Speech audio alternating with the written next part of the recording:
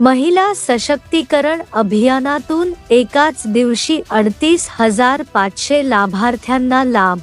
मुख्यमंत्री एकनाथ शिंदे यांची ग्वाही.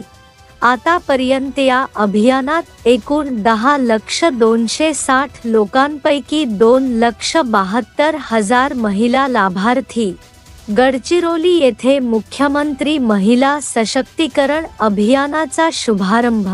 149 कोटी 75 लक्ष रुपयांच्या 30 कामांचे ऑनलाईन भूमिपूजन. गडचिरोली. मुख्यमंत्री महिला सशक्तीकरण अभियानाचा शुभारंभ गडचिरोली येथून होत आहे.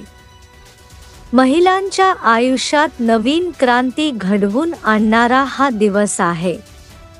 व्हिडिओला शेअर आणि चॅनलला सबस्क्राईब करा.